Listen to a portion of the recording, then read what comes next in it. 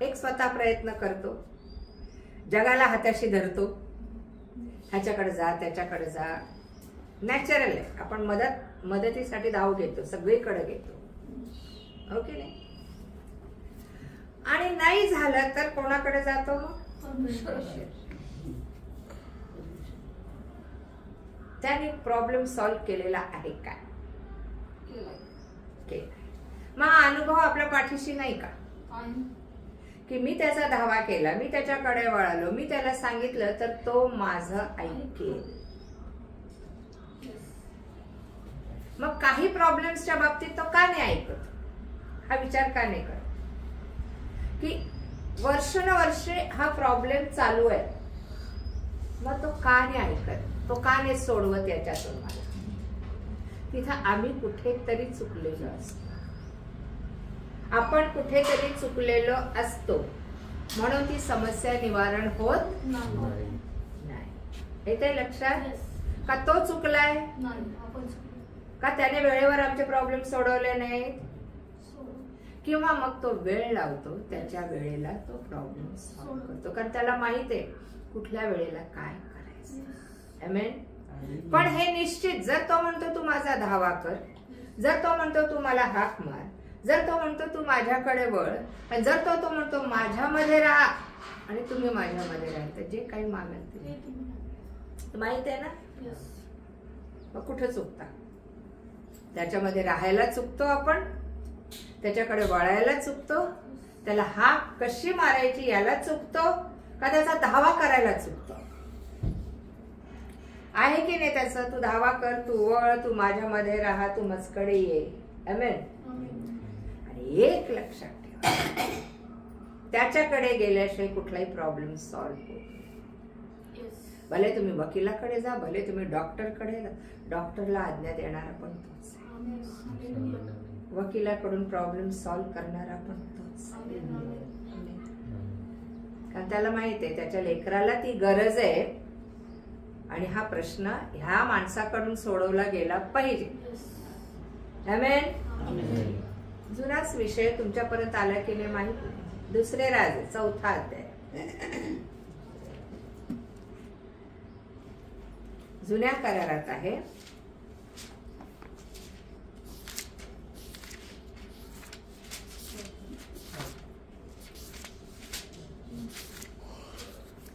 दुसरे का पहिले? मला वाटतं दुसरेच असावं.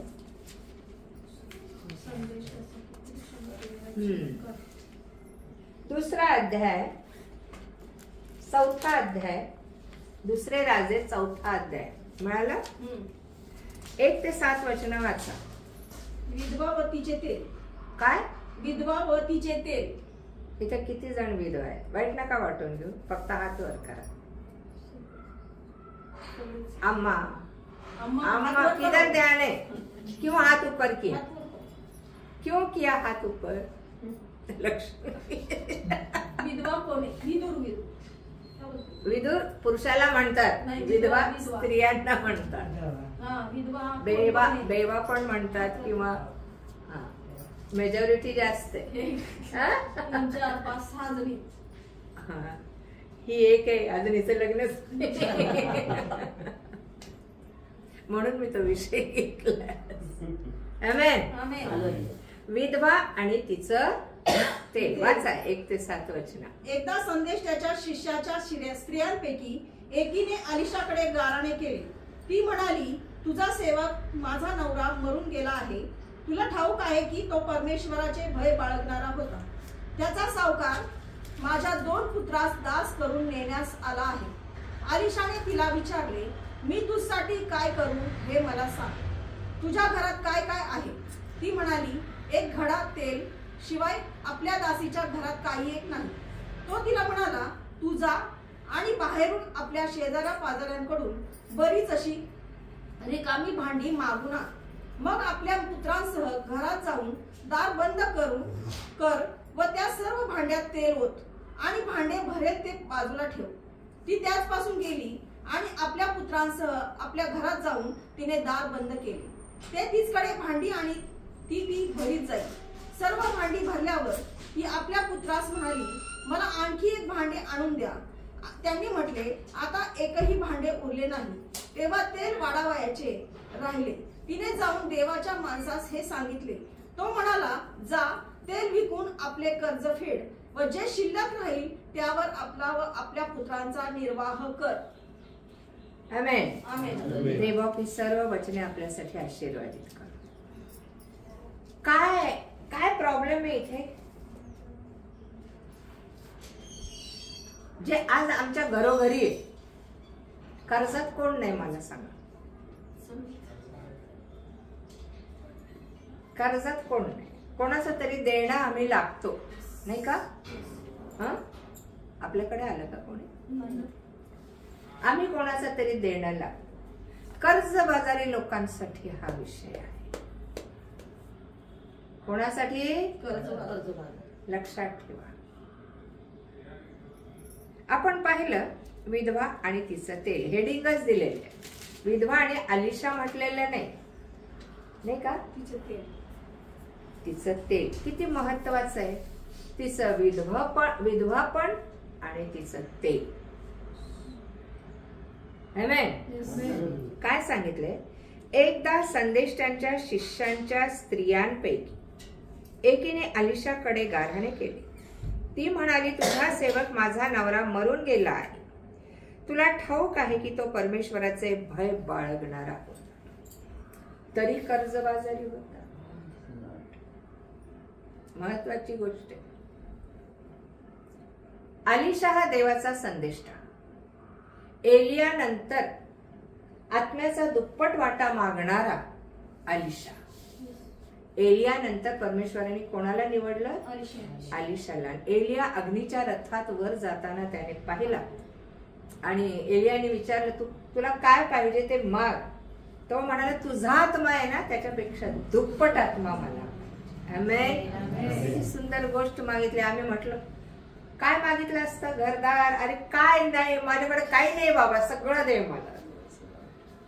त्याने दुप्पट आत्मा मागितला आणि जुन्या करारात अलिशा सारखे चमत्कार कोणीही केलेले नाही.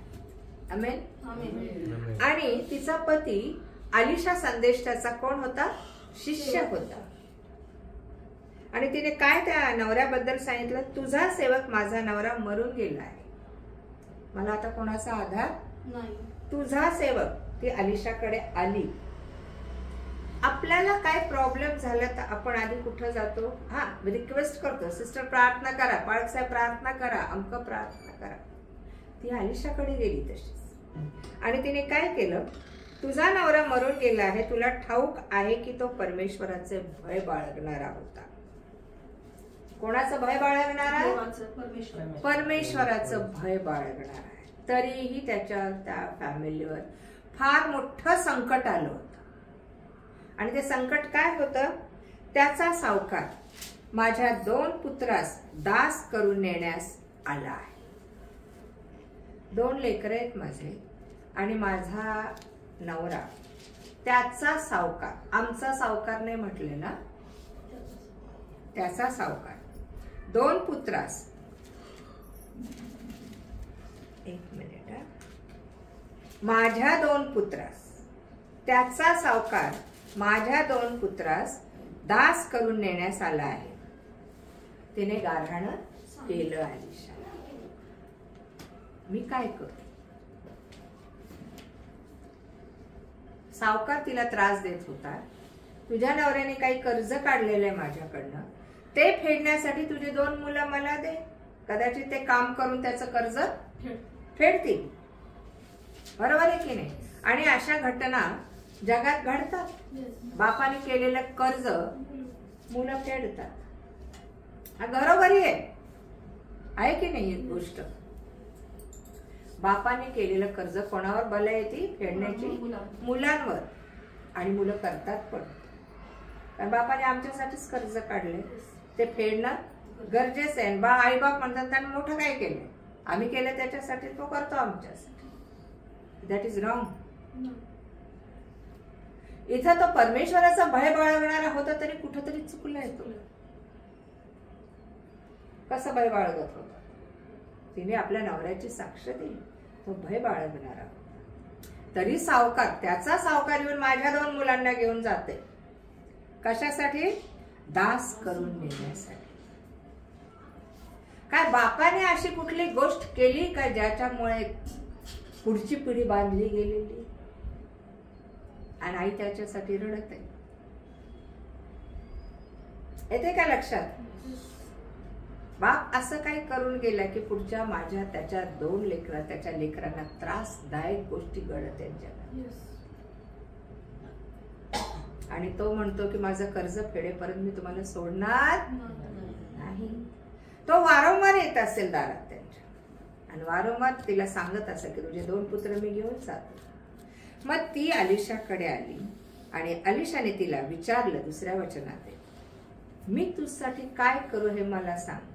अलिशा काय म्हणाला असता? शेखर आंटी काय बोलली असते? बसा बसा, आपण काय करू?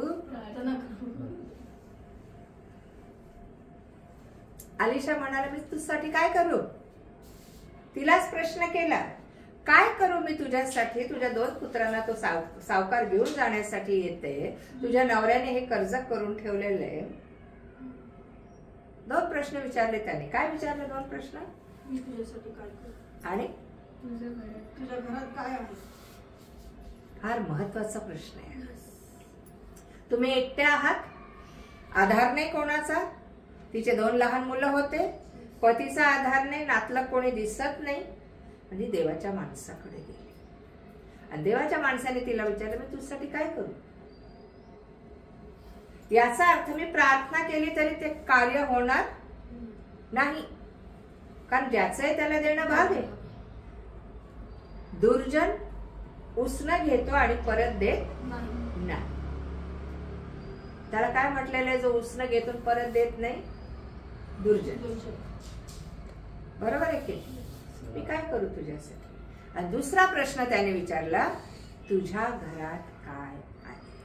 हाच प्रश्न तुम्हाला मला विचारला गेला तर आम्ही काय उत्तर देऊ? काय हो आमच्या घरात?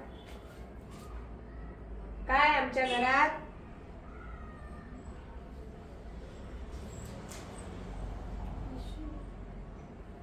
आराधना, हे जरा नीट लाव. काय आमच्या घरात?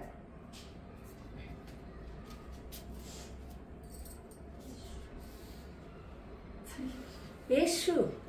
मग अलिशाकडे जायची गरज काय? लोकांकडे प्रार्थना सांगायची गरज काय? बोला ना त्याच्याशी डायरेक्ट. आमच्या घरात येशू आहे, मग शेखर आंटीकडे जायची गरज काय? असं म्हटलं तर काय हो दादा?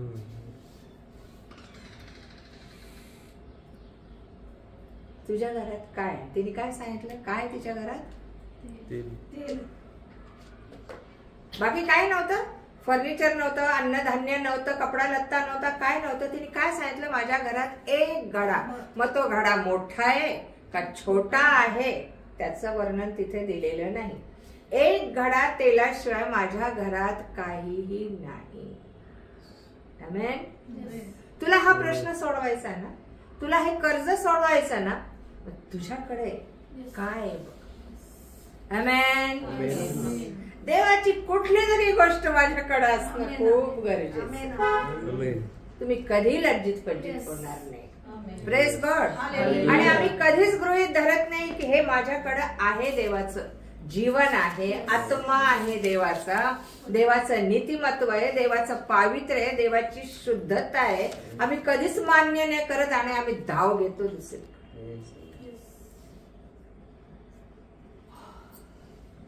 बरोबर आहे. तो तिला हे नाही बोलला गुडघ्यावर ये, प्रार्थना कर, उपास कर. हा, तुझ्याकडे काय? तुझ्या घरात काय? घर हे तुमचं माझं लाईफ आहे. घर म्हणजे तुमचं माझं शरीर आहे. घर म्हणजे तुमचं माझं जीवन आहे. काय आहे तुझ्याकडे? ती म्हणाली, एक घडात तेल आहे, त्याच्याशिवाय काही नाही. आहे ना तुझ्याकडे तेल? जा त्याचा वापर कर. आमेन. आमेन. कसा काय करायचा त्या तेलाचा वापर आणि कसं करू? त्याचा उपाय अलिशाने सांगितला. कसा सांगितला उपाय? सांगा. हा काय सांगितलं? ती म्हणाली, एक घडा तेलाशिवाय आपल्या दासीच्या घरात काही एक नाही. आणि हीच गोष्ट आमच्या जीवनात महत्वाची आहे. ते एक घडा तेल माझ्या जीवनात असावं. Praise God. त्या एक घडा तेलाने आम्ही फार मोठा व्यापार करू शकतो. Praise God. तुम्हाला कोणाची गरज नाही हो. Praise God. जगातल्या कुठल्याही माणसाची गरज भासणार नाही. येशू एकटा होता जगात. ना आईबापांचा सहारा घेतला, ना बहीण भावंडांचा सहारा घेतला. तो पित्याचं काम करत करत निघाला. 12 शिष्य गोळा केले आणि त्यांनाही पाठवलं. त्यांना जवळ ठेवलं नाही आपल्या, त्यांना शिकवलं आणि जगात पाठवलं. Praise God. त्याला काही कमी पडत नव्हतं आणि त्यांनी काही चोचले केले नाही. मी देवाचा पुत्र आहे म्हणून मला हे खायला पाहिजे, मला ते खायला पाहिजे, मला असे कपडे पाहिजेत, मला घरदार पाहिजे आणि माझा मान पाहिजे. त्याने मान पण झिडकारून टाकले. तुम्हाला आणि मला किती मान पाहिजे असतो? पाहिजे की नाही? नका का करीना आम्ही काही, पण कोणी काय ऐकलं नाही, कोणी दुखावलं तर किती इगो हर्ट होतो आमचा. ह्या बाईला त्याने सांगितलं, तू जा 3ऱ्या वचनात आणि बाहेरून आपल्या शेजाऱ्या पाजाऱ्यांकडून बरीचशी रिकामी भांडी मागून आण. काय म्हणाला तो? तू जा आणि बाहेरून आपल्या शेजाऱ्या पाजाऱ्यांकडनं बरीचशी कुठली भांडी आण? रिकामी भांडी आण. आणि काय सांगितलं? मग आपल्या पुत्रांसह घरात जाऊन दार बंद कर. तुझे पुत्र पण यात सामील झाले पाहिजे. त्यांना दास्यत्व नको ना, त्यांना सावकाने नेलं नाही पाहिजे ना. मग तुझ्या लेकरांनी पण तुझ्या या व्यवसायात तुला साथ दिली पाहिजे. आमेन. आणि काय म्हणाला? आपल्या पुत्रांसह घरात जाऊन दार बंद कर. त्या सर्व भांड्यात तेल ओत आणि भांडे भरेल ते बाजूला ठेव. बरं तर बरं, एक घडा तेल आहे माझ्याकडे, तेही लोकांना वाटायला सांग. तुम्ही दिल्याशिवाय तुम्हाला द्या म्हणजे आमेन. तुझ्या घरात तुझ्या जवळ जे काही आहे ते दे. त्या विधवेकडे किती टोल्या होत्या? 2 टोले. तिची उपजीविका होती ती, तिच्याकडे तेवढेच होते. तिने सगळे टाकले. हे कोणी बघितलं? येशूने बघितलं. बाकीचे आपल्या कमाईतून टाकत. आमेन. त्यातनं थोडस टाकत होते पैसे. पण तो तिच्याकडे 2च टोल्या होत्या, त्या तिने देऊन टाकले. Praise God. त्या एका विधवेकडे मुठभर पीठ होतं आणि कुपीत थोडस तेल होतं. एलिया म्हणाला, दे ना मला. ती म्हणाली, नाही बाबा, माझा मुलगा आहे, दुष्काळ आहे, आता ते आम्ही खाऊ आणि ते खाऊन मरून जाऊ आम्ही, परत आम्हाला धान्य नाही. तो म्हणाला, देत तर खरं मला.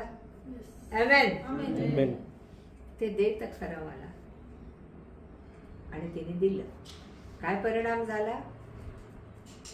काही दिवसातच तिला म्हणण्यात आले, धणी घर धणी. आमेन. ती फलद्रूप झाली, आशीर्वादी झाली. Praise God. एक तर आमच्याकडे तेल असणं महत्वाचं आहे. तेल हे कशाचं दर्शक आहे? परमेश्वराच्या आत्म्याचं.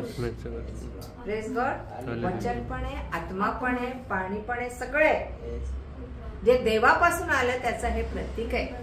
आणि तो देवाचा आत्मा जर तुमच्यात आणि माझ्यात आहे तर तुम्हाला मला काही उणप पडत नाही.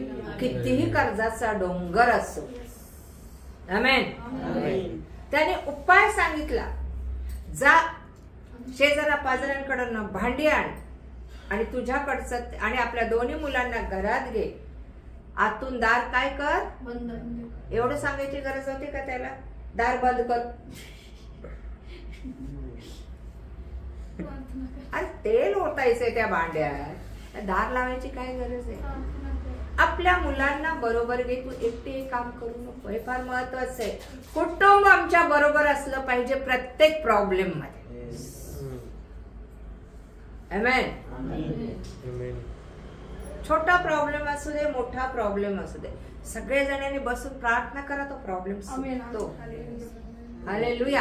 आत्म्याने प्रार्थना करा. आणि कृती करा. इथं कृती करायला सांगितली. आलिशाने ना तिच्या डोक्यावर हात ठेवला, ना तिच्यासाठी भविष्यवाण्या केल्या, नाही तिच्यासाठी प्रार्थना केली, नाही काही नाही. एक सल्ला दिला, घरी जा, जे तेल आहे ना तुझ्याकडं ते शेजाऱ्यांना वाट. आणि ते वाटताना तुझ्या बरोबर तुझे दोन्ही मुलं असू देत. आणि ते वाटताना त्या भांड्यात तेल भरताना दार लाव. आमेन. किती गोष्टी सांगितल्या त्याने, मोजा. आणि हे करताना म्हणजे दार लाव याचा अर्थ कोणाला कळू देऊ नको तू कोणासाठी काय प्रेयर करत आहेस, कोणासाठी काय मध्यस्थी करत आहेस. Praise God. काय म्हटलेलं आहे, तू जा आणि तुझ्या दोन्ही पुत्राला घेऊन काय कर, दार लाव. आधी रिकामी भांडी आण, आपल्या मुलांना बरोबर घे, दार लाव आणि ती भांडी भर. ह्या 4 ऍक्शन्स सांगितल्या ते, बरोबर? करेक्ट. आणि त्या सर्व भांड्यात तेल होत आणि भांडे भरेल ते बाजूला ठेव. तेल हे पवित्र आत्म्याचं दर्शक आहे. आपण पाहतो 10 कुमारीचा दृष्टांत, नाही का? त्यांच्या दिव्यात काय होतं, शहाण्या बाया कुमारींकडे तेल होतं, मूर्ख कुमारींकडे पण तेल होतं. नाही असं नाही, पण ते तेल टिकवणं खूप गरजेचं आहे. Praise God. आणि ते आत्म्याचं तेल कशाने टिकणार, हा आत्मा कशाने टिकणार, कारण यांनी एक्स्ट्रा तेल घेतलं होतं. बरोबर. जर दिवे विझू लागतील, विझायला लागतील तर पुन्हा त्याच्यात तेल घालणं गरजेचं आहे. हे दिवे विझू लागणं काय आहे, पवित्र आत्मा जाऊ देऊ नये.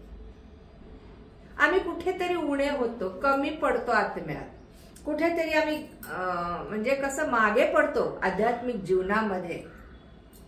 खूपदा निराश, हताश आणि काळज्या चिंतांनी व्याप्त होऊन आमचा विश्वास डळमळीत होतो. त्याच्यासाठी एक्स्ट्रा तेल असणं खूप गरजेचं आहे. 10 जणींचे दिवे विझू लागले होते असं म्हटलेलं आहे. आमेन. 10 जणी विश्वासू होत्या, 10 जणी देवावर प्रेम करणाऱ्या होत्या,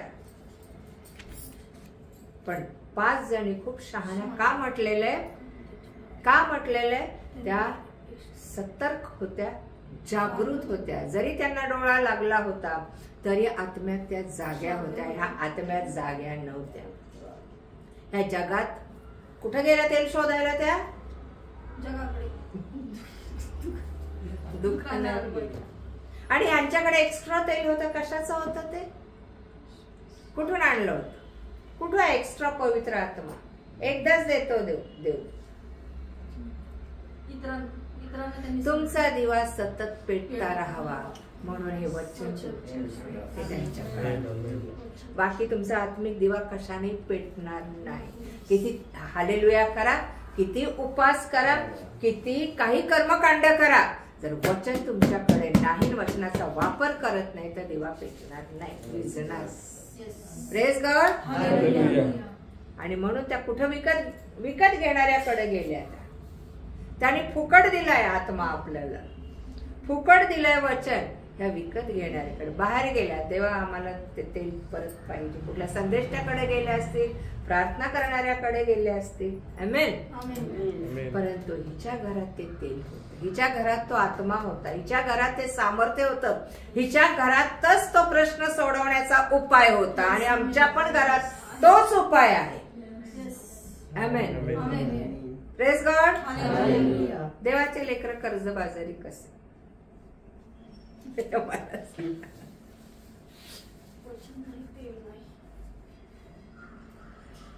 तेल आहे वचन नाही.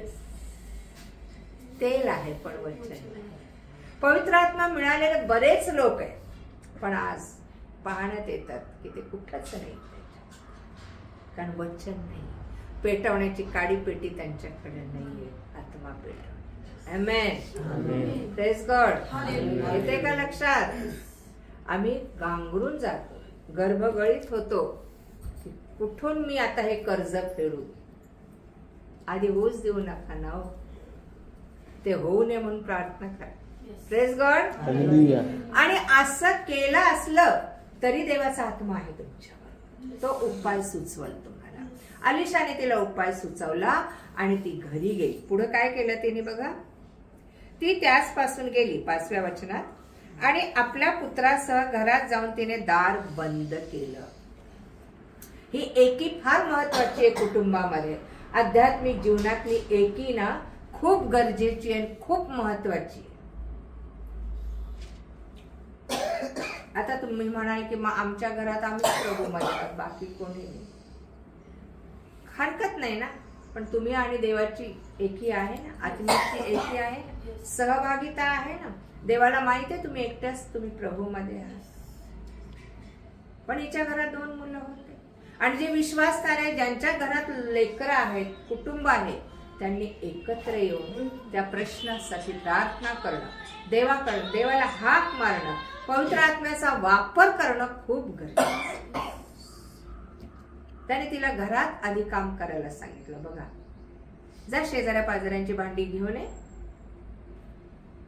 आणि त्याच्यात तेल ओत आणि भरेल ते भांड काय कर. काय हे सांगायची काय गरज आहे. तिला माहित नव्हतं का भांड भरल्यावर बाजूला ठेवायचं. दार लावून घे, दार बंद कर, कोंडून घे स्वतःला.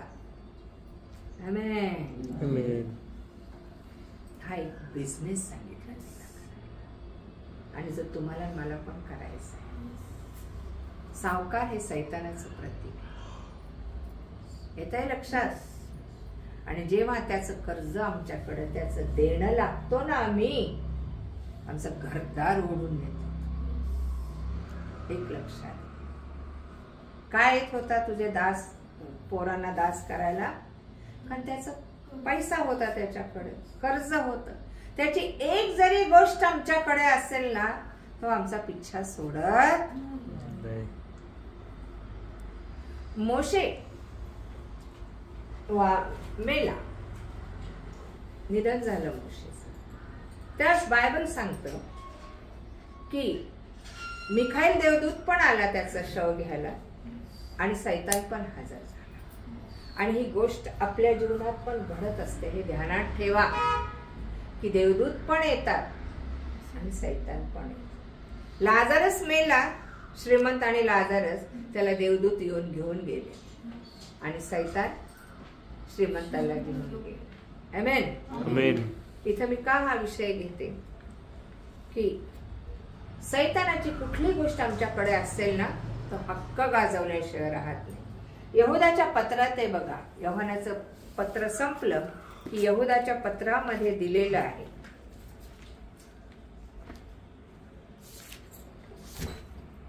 आठवं वचन. तसेच हे नाही, 9वं वचन. सॉरी. देवदूत मिखाईलाने जेव्हा मोशेच्या शरीरासंबंधाने सैतानाला विरोध करून त्याच्याशी वाद घातला, तेव्हा त्याला दोषी ठरवून त्याची निंदा करण्यास तो धजला नाही. तर प्रभू तुला धमकावो एवढेच तो म्हणाला. बस. कोण आला होता मोशेचं शरीर घ्यायला? त्याला आमच्या आत्म्याची गरज नाही, त्याला आमच्या शरीराची गरज आहे. त्या शरीरात दुरात्म्या घालून पाठवतो आणि मग घराघरांनी खेळ होता. येते लक्षात.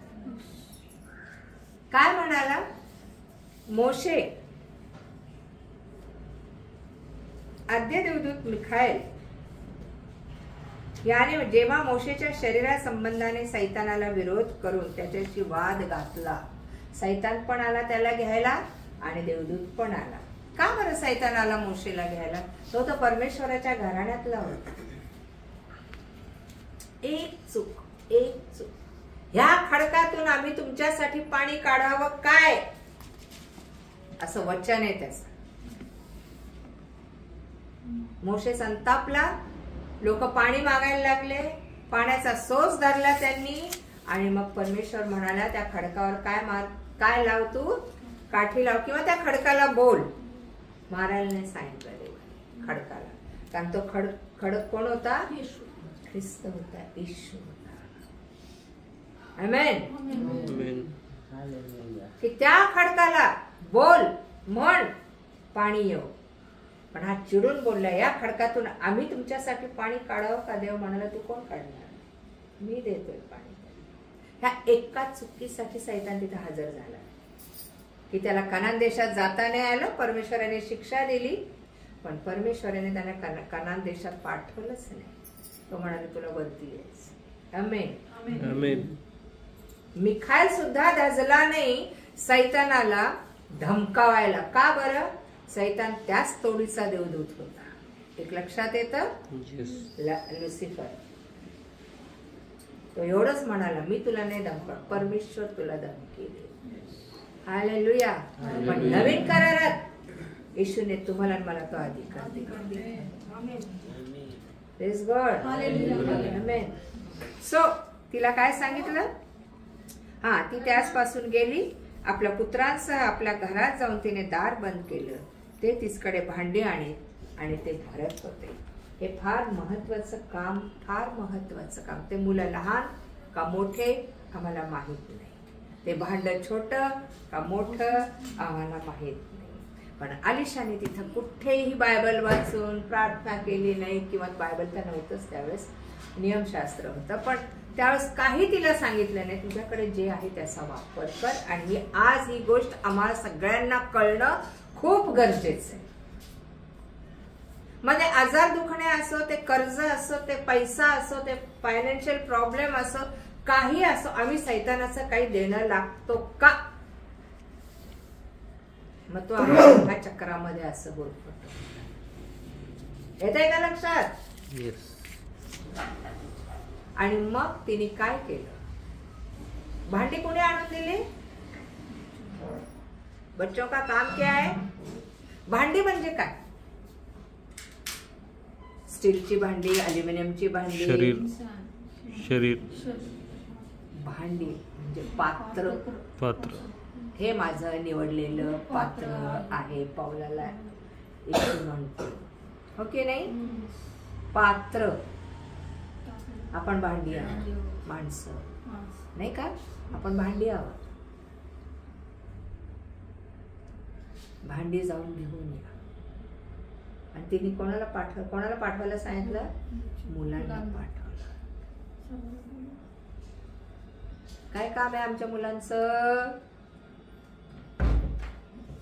काय काम आहे आमच्या घरातल्यांचं? कामाला जा, कमवा, या घरी खा, ताल करा. सेवा. घरात मी माझं घराणं तर परमेश्वराची सेवा करणारी यहोशुआ म्हणाला. आणि इथं फार सुंदर रीतीने प्रॅक्टिकल करायला सांगितलंय आम्हाला. फक्त तोंडाने बोलला नाही, अलिशाने प्रार्थना सुद्धा नाही केली. तुझ्याकडे जे आहे त्याचा वापर कर. प्रभू माझ्याकडे काय आहे? मी सवाल दिले. अरे तुला स्वर्गातलं काहीच नाही का तुझ्याकडे? येशू आहे ना. आम्ही म्हणतो ना येशू आमच्याकडे. मग का घाबरतात? का चिंताक्रांत होतात? का हातपाय गळतात तुमचे?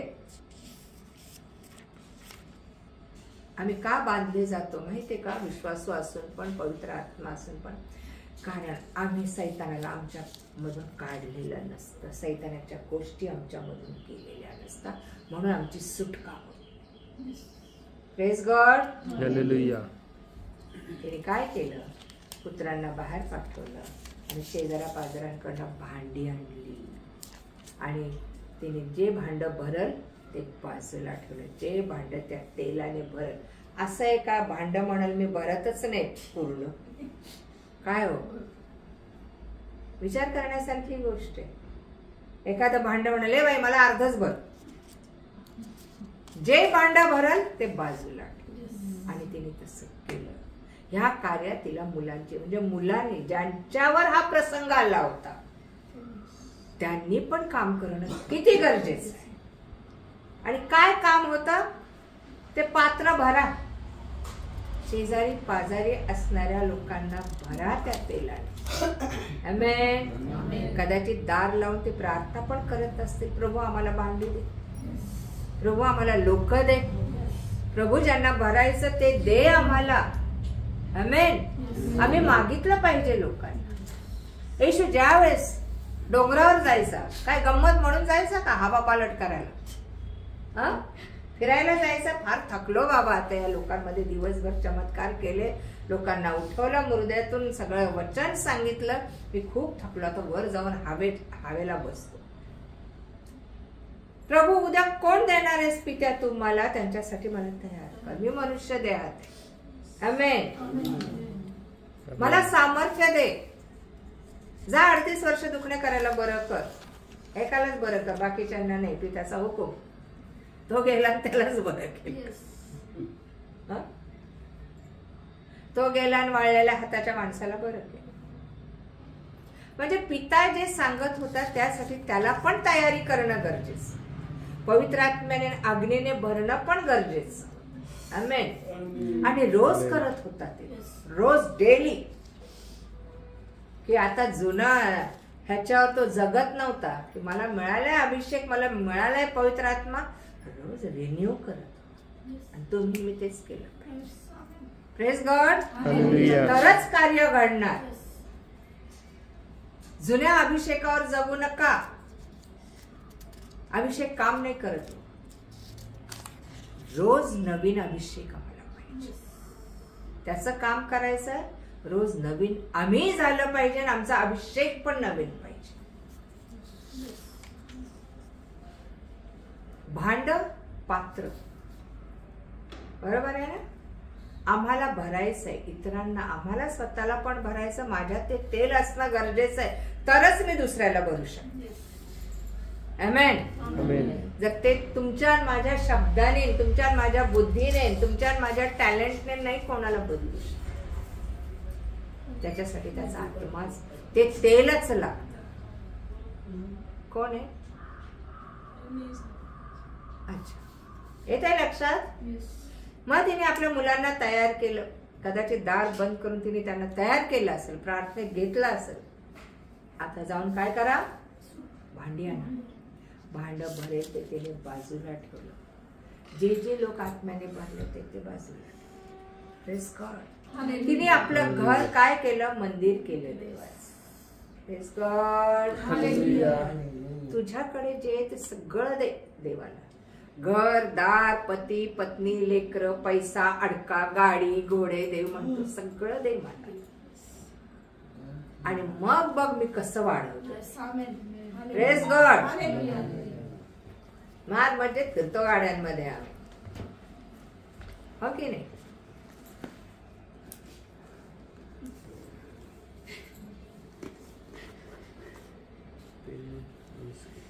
प्रेमाने बसलं बसू.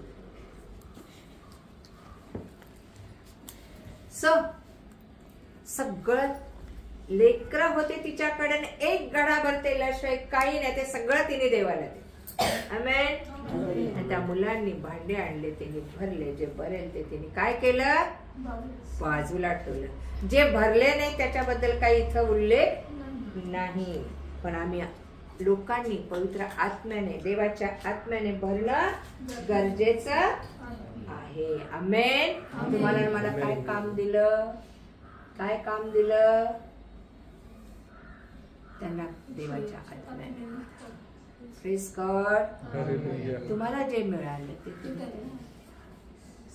सगळ्यात मोठी गोष्ट. देवाच्या आत्म्याने भरणं म्हणजे चेंज. समोरचा माणूस चेंज झाला पाहिजे. आणि जर तो होत नसेल त्याला बाजूला काढ, आणि जो भरल त्याला बाजूला काढ. शेरडा आणि मेंढर. येते लक्षात. हा. आणि सांग पुढे म्हटलंय 6व्या वचनात, सर्व भांडी भरल्यावर ती आपल्या पुत्रास म्हणाली, मला आणखी एक भांड आणून द्यास. सगळी भांडी भरली, शेजार पाजारची सगळे लोक आत्म्याने भरले. आणि ती म्हणाली, एक भांड द्या ना अजून. का म्हणाली असं, वाचा ना.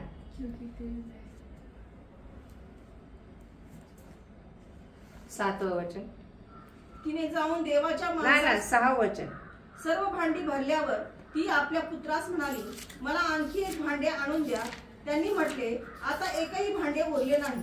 आता शेजारी पाजारी कोण नाही उरलं. तेव्हा तेल वाढवायचे राहिले. तेव्हा तेल वाढवायचे, म्हणजे शिल्लक राहिलं तेल तिच्याकडे. तेव्हा तेल वाढावयाचे राहिले. पवित्र आत्मा संपतो का कधी? आणि मग ती कुठे गेली 7व्या वचनात? तिने जाऊन देवाच्या माणसास हे सांगितले. तो म्हणाला, जा तेल विकून आपले कर्ज फेड व जे शिल्लक राहील त्यावर आपला व आपल्या पुत्राचा निर्वाह कर. तेल विकून काय कर? आपल्या कर्ज फेड. तिने जाऊन देवाच्या माणसास हे सांगितले. तो म्हणाला, जा तेल विकून आपलं कर्ज फेड. तेल विकून त्या सावकाराचं कर्ज आहे ना तुला, तेल विक आणि कर्ज फेड. तो येण्याचं कधी बंद होईल? जेव्हा आपण देवाचं काम करायला सुरुवात करतो पवित्र आत्म्याने, सैतानाचं येणं आमच्याकडे बंद, त्याचा हस्तक्षेप बंद होतो. तो कोणालाच आमच्यातला घेऊन जाऊ शकत नाही. आमेन. तिने आधी घरातून सुरुवात केली. अलिशाने तिला घरात काम करायला. आता तो म्हणतो बाहेर जा आणि तेल विक. उरलंय ना तुझ्याकडे, आता बाहेर जाऊन काम. आमेन. Praise God. त्या पवित्र आत्म्याने आम्हाला ज्यावेळेस सामर्थ्य मिळतं, विश्वास वाढतो, धैर्य येतं, तेव्हा तो म्हणतो जा, आता तुझं काम हे सक्सेस झालं ना घरातलं, आता बाहेर जा. Praise God. हालेलुया. आणि कर्ज फेड आणि जे शिल्लक राहील त्यावर आपला आणि आपल्या पुत्राचा निर्वाह कर.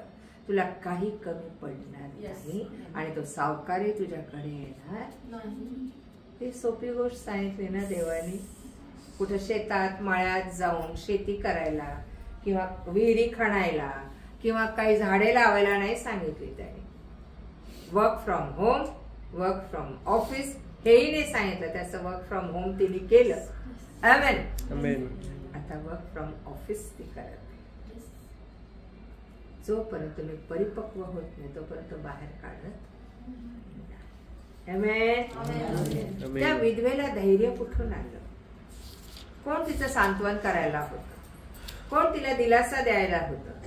अलिशाने एक काम सांगितलं, तिने ते ऐकलं. ती म्हणाली, असं नाही म्हणाले नाही नाही माझ्याच्याने होणार नाही, किंवा तिने टाळाटाळ केली नाही, किंवा तिने अळमटाळून केली नाही, किंवा तिने दुर्लक्ष केलं नाही त्या कामाकडे. नेटाने ते काम. येतंय का लक्षात? सोपं काम दिलंय ना, सोपा बिझनेस. सावकार इथं सैतानाचं प्रतीक आहे. आणि जगातल्या कर्जाचं पण असू द्या, देव चुटकी सरशी ते सोडवल जेव्हा तुम्ही त्याच्या आज्ञांचं पालन करा. तुम्ही ऐकाल. तिने पटकन ऐकलं. माझ्याकडे गाडावर तेल, विचार पण केला. आपण किती विचार, माझ्या घरात गाडावर तेल आहे, हा बाबा काय सांगतो, जर शेजारा पाजाऱ्यांची भांडी आणली ते भर, त्याने काय माझं कर्ज फिटणार आहे का? विश्वास ठेवणं खूप गरजेचं आहे. पूर्वीच्या संदेष्टांवर लोक विश्वास ठेवत. आत्ता फार भयानक काळ आहे, किंवा तो म्हणतो खोटे संदेष्टे पण येणार आहे. तेव्हा तुम्ही प्रत्येक आत्मा काय करून घ्या? पारखून घ्या. प्रत्येक आत्म्याचा विश्वास धरू नका. पहिली गोष्ट, आमच्याकडे कर्ज नसावं. येते लक्षात? सैतान आपल्याला पुष्कळ गोष्टी, जगातल्या गोष्टी गुरफटून टाकतो आणि आपण गुरफटतो. परिणाम काय होतो? आमचे लेकरं पण त्याच लाईनीला लागतात. कर्ज काढा आणि कर्ज फेडा. होतंय की नाही? ह्याच्यातून निसटायला एक मार्ग आहे. तुझ्याकडे ख्रिस्त आहे, पवित्र आत्मा म्हणजे ख्रिस्त. आमेन. तुझ्याकडे वचन आहे, त्याचा वापर कर. हा माझा अनुभव आहे, आम्हा दोघांचा हा अनुभव आहे. सर एकटेच कमवायला होते ना, 8 जण होते आमच्या घरात. आत्ताही 8च जण आहेत, पण जे ते आपापले कमवून खातात. 8 जण होते. जाऊबाई, त्यांचे 3 लेकरं, दीर वारल्यामुळे कर्ज भरपूर झालं होतं. नाही असं नाही, विचारत आहे. पण जेव्हा कन्व्हेन्शन सुरू केले, देवाच्या सेवेत पडलो, कर्जाकडे लक्ष नाही आमचं. देवाने त्यांची कंपनी बदलली, महिंद्रा मधून ते मार्शलला आले, ग्रॅज्युएटेड फंड काय मिळालं, त्यांनी सगळं कर्ज फेडलं. आम्हाला देवाने आधी कामाला लावलं. आम्ही विचारही नाही केला. इतकं कर्ज, आता लेकरं 8 माणसं पोसायचे. आणि तुम्हाला सांगते मी, घर बांधल्यामुळे हातात त्यांच्या किती येत होते विचारा त्यांना पैसे. तुम्हाला आश्चर्य वाटेल. त्या सांगा ना, तुमच्या हातात किती पैसे यायचे पगार? 3,000 नव्हते बाई, 300. विचार.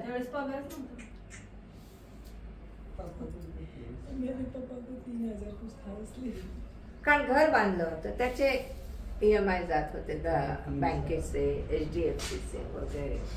आणि सडनली एवढं मोठं, इतके 4 माणसं माझ्या घरात येणं, त्यांचं शिक्षण सगळं करायचं, खाणं पिणं शिक्षण कपडा लत्ता एकट्यावरच पडलं.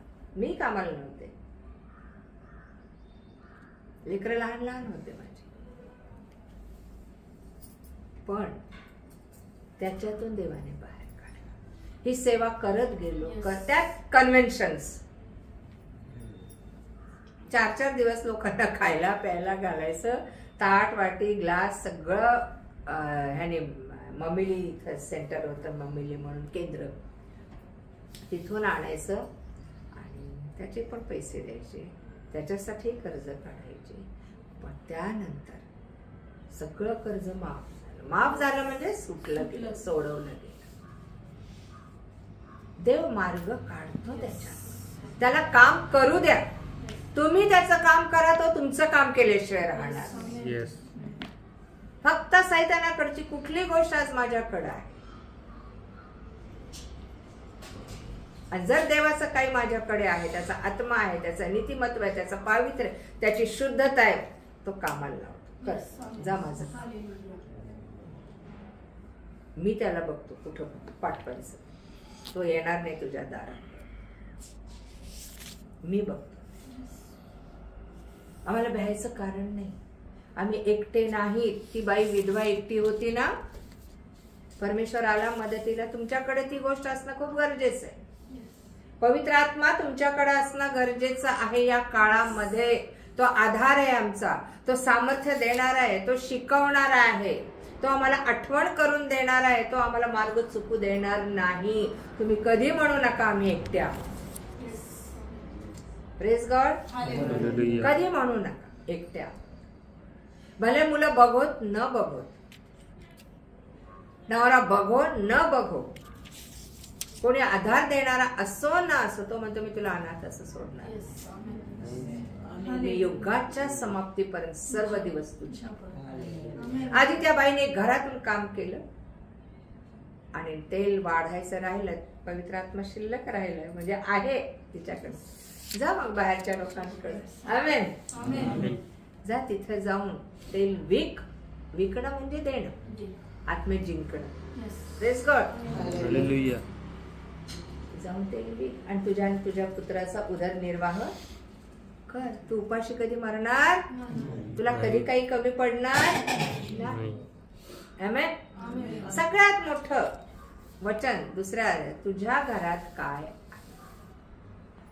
आमच्या घरात काय सांगा आता. आहे तो, पण आम्ही त्याचा किती वापर करतो. तिने फक्त त्या तेलाचा वापर केला. आमेन. आम्ही आमच्या बुद्धीचा, आमच्या तोंडाचा फार वापर करतो, आमच्या डोळ्यांचा.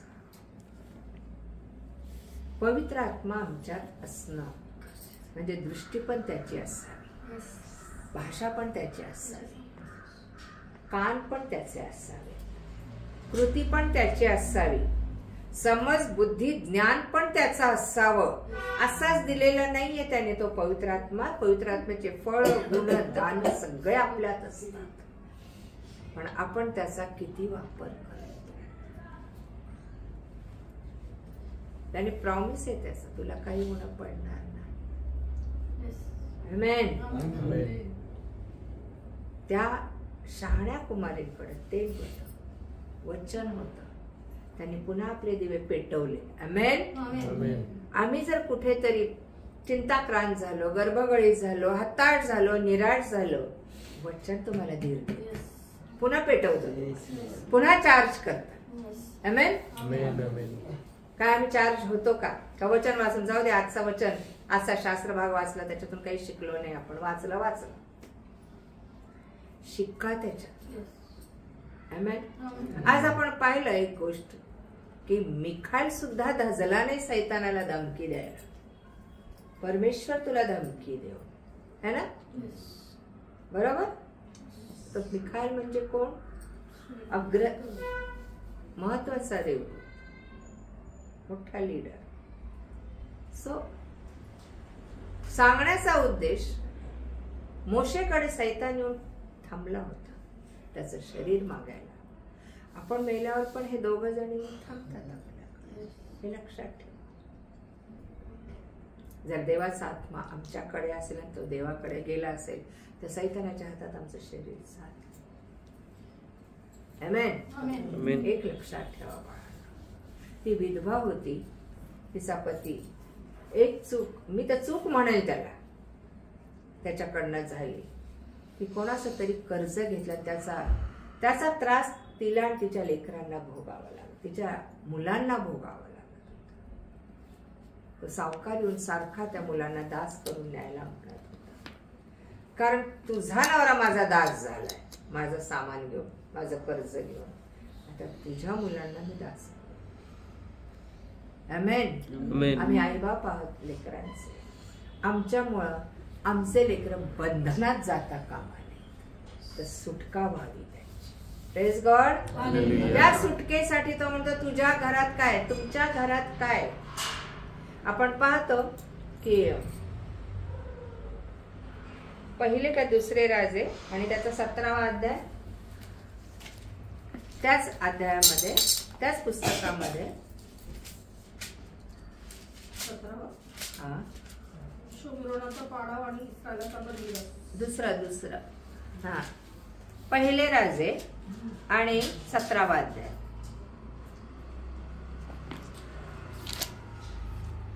एलिया आणि सारफत येथील विधवा. 8व्या वचनापासून. तेव्हा त्यास परमेश्वराचे वचन प्राप्त झाले की चल, सिदोनातील सारफत नगरात जाऊन राहा. पहा, तुझे पोषण करण्याची तेथल्या एका विधवेस मी आज्ञा केली आहे. बस. एलिया कुठे राहत होता? किद्रोन ओहळाकडे. करिंथ ओहळा नजीक तो लपून राहिला. 3रा वचन 17. आणि त्या ओहळाचे पाणी तुला प्यावयास मिळेल आणि मी कावळ्यास आज्ञा केली की ते तुला अन्न पुरवतील. मग 7वं वचन सांगतं, काही दिवसांनी ओहळ आटून गेला, कारण त्या देशात पर्जन्यवृष्टी झाली, दुष्काळ पडला होता. तेव्हा परमेश्वराचं वचन एलियाला प्राप्त झालं की चल, आता सिदोनातील सारफत येथील विधवेच्या घरी जाऊन, नगरात जाऊन राहा. तुझे पोषण करण्याची तिथल्या एका विधवेस मी आज्ञा केलेली. ती परराष्ट्रीय होती, ती यहुदी नव्हती ना, इस्रायल नव्हती. देव कोणाचा कसा वापर करून घेईल, एखाद्याला बदलायचं झालं तर तो काम कसा करून घेतो त्या व्यक्तीकडून. तिला डायरेक्ट देवाने बदललं नाही ना, तिला काम करायला लावलं. ते काम करणं खूप गरजेचं आहे. आणि तिला आज्ञा काय केली? माझा सेवक येईल, त्याला खायला घाल, त्याचं पोषण कर. आणि काय म्हटलेलं आहे? त्याप्रमाणे तो सारफत येथे गेला. नगराच्या वेशीजवळ आला तेव्हा एक विधवा स्त्री काटक्या गोळा करताना त्याने पाहिले. तिला हाक मारून तो म्हणाला, मला एका पात्रात प्यावयास थोडे पाणी घेऊन ये. ती विधवा होती, तिला लहान मूल होतं आणि ती रानात जाऊन काय गोळा करत होती? काटक्या गोळा करत होती. का ते आपण पुढे पाहू. मग त्याने तिला हाक मारली आणि तो म्हणाला, मला थोडस पाणी आण. काय? सो एक ग्लास भर पाणी आणण्या मागितलं, मला काय? थोडस पाणी दे.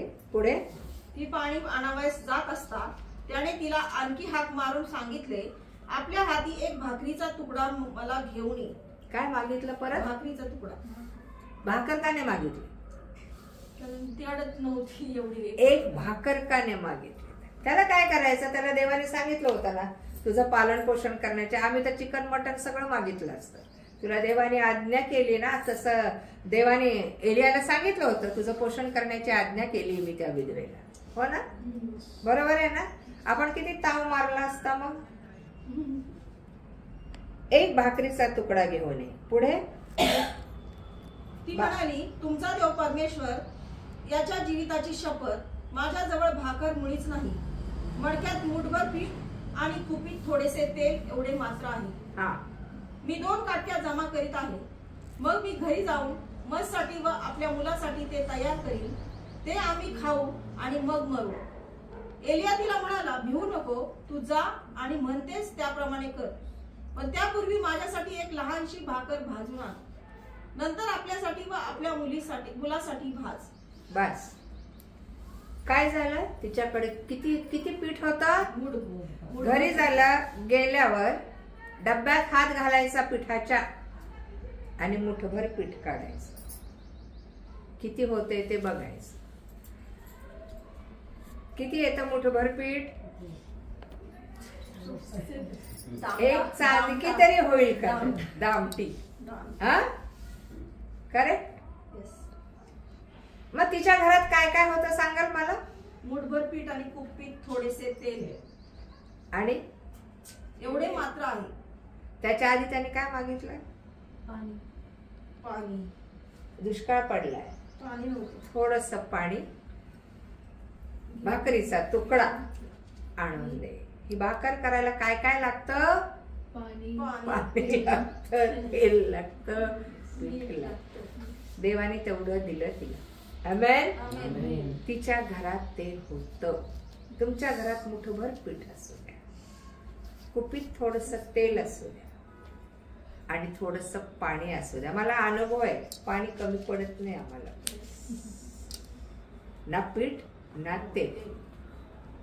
आमेन. आणि ती म्हणाली, मुठभर पीठ आहे आणि कुपीत थोडस तेल आहे. मी माझा मुलासाठी मी ते तयार करत आहे. माझ्यासाठी माझ्या मुलासाठी ते तयार करत आहे. ते आम्ही खाऊ आणि मरून जाऊ, कारण नंतर पीठ नाही, तेल नाही, काही नाही. तो म्हणाला, जा, भिवू नको, तू म्हणतेस त्याप्रमाणे कर आणि भाकर भाजून, एक लहानशी भाकर भाजून आण माझ्यासाठी. त्याला माहित होतं तेवढीच भाकर होणार आहे. ती तुझा मुलगा काय, तू काय खाते, आधी मला आण. देवाने तशी आज्ञा केली होती, तिला पण आणि त्याला पण.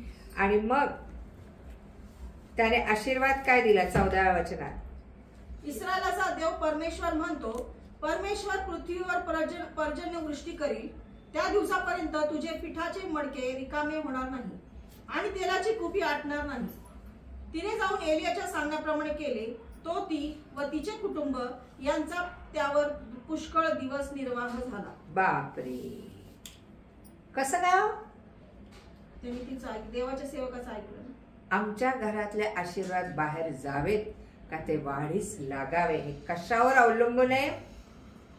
आम्ही कोणाला काही दिलं तर त्याच्यात वाढ. Praise God. हालेलुया. येते लक्षात? आपण म्हटलं असतं, नाही नाही, मला नाही खायला मिळालं, चालेल, माझ्या लेकराला तर पाहिजे ना, तो उद्या काय खाईल.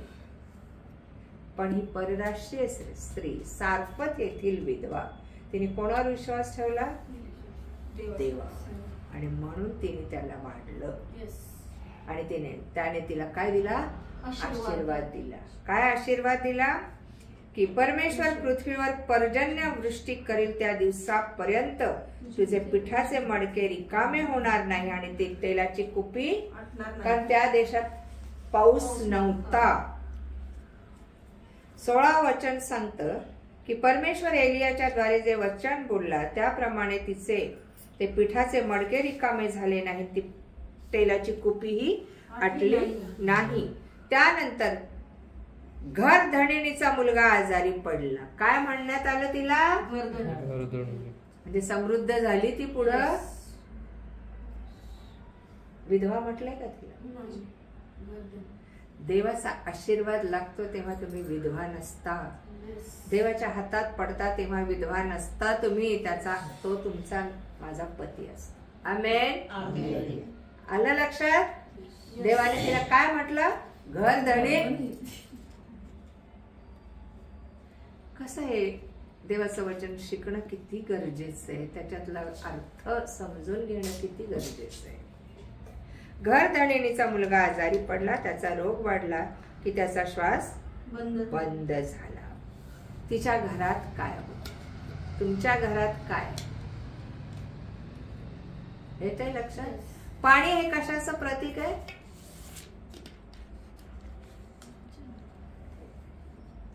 वचन. भाकर हे कशाचं प्रतीक आहे? वचन.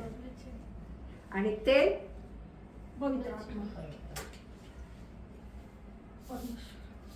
इथे लक्षात. पाणी, जिवंत पाण्याच्या नद्या, पाणी किती महत्वाचं. आमेन. कनिष्ठांपैकी माझ्या एकातील जर तुम्ही गार पाण्याचा प्याला द्याल तर तुमच्या प्रतिफळाला तुम्ही मुकणारच. हा गार पाण्याचा प्याला काय आहे? आली सुचिता, आली बेबी आली, सगळं गार पाणी असं आहे का? सांत्वनाचा प्याला, शांतीचा प्याला, समाधानाचा प्याला, त्याची आत्मिक उन्नती होणारा प्याला. आमेन. येते का? आत्मिक भूक भागवणं, शारीरिक भूक भागवणं, या दोन्ही गोष्टी येतात. तिच्याकडे मुठभर काय होतं? पीठ होतं. त्याने भाकर मागितली. येशू म्हणतो मीच जीवनाची भाकर. आमेन. ते होतं. तेल होतं तिच्याकडे, पवित्र आत्मा होता. काय ह्या गोष्टी आज आमच्याकडे आहेत तरी उपाशी आपण. कसा होईल वापर? ते जीवनाचं पाणी कोणाला तरी द्या ना, त्याला सांत्वन प्राप्त होतं. आमेन. ती आत्मिक भाकर द्या ना. कोणीतरी आध्यात्मिक दृष्ट्या जो भुकेला आहे, येशूने ते पण सांगितलेलं आहे की ज्यावेळेस तो मेघार उडवून येईल त्यावेळेस शेरड डावीकडे आणि मेंढर उजवीकडे बसते, नाही का? आणि पृथ्वीच्या उत्पत्तीपूर्वी जे राज्य देवाने तुमच्यासाठी स्थापन केलं ते घ्या, तो म्हणतो. तो कोणाला देणार ते राज्य? कारण मी भुकेला होतो तेव्हा तुम्ही मला खायला दिलं, मी तहानेला होतो मला प्यायला पाणी दिलं, मी उघडा होतो मला वस्त्र दिले, मी निराश्रित होतो मला तुम्ही घरात घेतलं, मी बंदी शाळेत होतो माझ्या समाचाराला आला, मी रोगी असताना माझी विचारपूस केली. देणं खूप महत्वाचं. आमेन. हा बिझनेस आहे तुमचा आणि माझा. आम्ही घेणारे नाही, आम्ही देणारे. फार महत्व आहे. तुमच्याकडे देवाची, सैतानाच्या भरपूर गोष्टी आहेत आपल्या. सैतानाची एक जरी देवाची एक जरी गोष्ट असेल तर तुम्ही समृद्ध आहात. Praise God. तिने सगळं दिलं जे तिच्याकडे उरलं होतं, खाऊन मरणार होते ते तिने त्याला दिलं. देव किती काळजी घेतो. तिला घर धणीन म्हटलंय, काही नव्हतं, भिकारी अवस्था होती तिची, काटक्या गोळा करत होती ती. आणि कशावर विश्वास ठेवतो? कोणीतरी मला देईल, माझ्या घरात येईल. तुमच्या घरात आपोआप आलं पाहिजे. Praise God. हालेलुया. हालेलुया. तुमच्या आणि माझ्या गरजा भागवणाऱ्या गोष्टी आपोआप आल्या पाहिजेत. देणार त्याने, त्याचं प्रॉमिस आहे. माझ्या पित्याला ठाऊक आहे तुम्हाला कशाची गरज आहे. आमेन. कशाची गरज आहे? मला हे नाही मिळत, मला ते नाही मिळत, मला अमक नाही मिळत. अतृप्त लाईफ देवाच्या लेकरांचं नसतं, लक्षात ठेवा. थोडक्यामध्ये पण तृप्त असणारा असतो देवाचा. आणि हेच देव बघतो. कमी देऊन पण बघतो. त्या विधवेला कमी देऊन पाहिलं, ह्या विधवेला पण कमी देऊन पाहिलं. त्यांनी काय केलं? ते वाढवलं. आमेन. ते वाढवण्यासाठी देवावर विश्वास ठेवला. देवाने दिलेली आज्ञा तंतोतंत पाळली आणि त्यांच्या सर्व गोष्टींची वाढ झाली. जगातल्या गोष्टी पण भरपूर मिळाल्या आणि आध्यात्मिक गोष्टी पण. Praise God.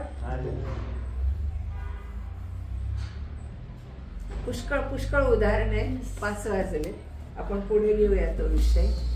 आणि प्रभूची स्तुती असो की आम्हाला हे समजणं खूप गरजेचं आहे. आम्ही खूप स्वतःला एकटं, निराश्रित, हताश, उदास समजून घेतो. तुम्हाला काय वाटलं, लग्न झालेल्या बायकांच्या वाटेला हे दुःख नसतं का? स्वतःला एकटं समजत नाहीत का त्या? समजतात. पण जगातल्या नात्यांपेक्षा स्वर्गीय नातं खूप महत्त्वाचं. Praise God. आणि म्हणून तुम्हाला एक सांगणं आहे की हताश निराश होऊ नका. तुमच्याकडे ते द्यायला शिका. आणि विशेषतः आध्यात्मिक जीवन, त्याच्यामुळे तुमचं जगिक जीवन, तो म्हणतो आधी स्वर्गीय राज्याची खटपट कर, जगातल्या गोष्टी तुला है ना. त्या बिचाऱ्याने दिलं नसतं तर हट्टाने नाही माझ्या लेकराला एवढंच, आम्ही केलं असतं तसं, आम्ही केलं असतं. बाबा तू कोण कुठला, पण देवाने तिला पण आज्ञा दिली. आमेन. त्याला खाऊ घाल, माझा सेवक येईल त्याला खाऊ घाल. Praise God. आणि त्याने थोडस पाणी, तुकडा भाकरीचा तुकडा, त्याने अख्खी भाकर मागितली का? लहान भाकर, लहान. तुम्ही थोडं द्या, मला भरभर. Praise God. थांबूया.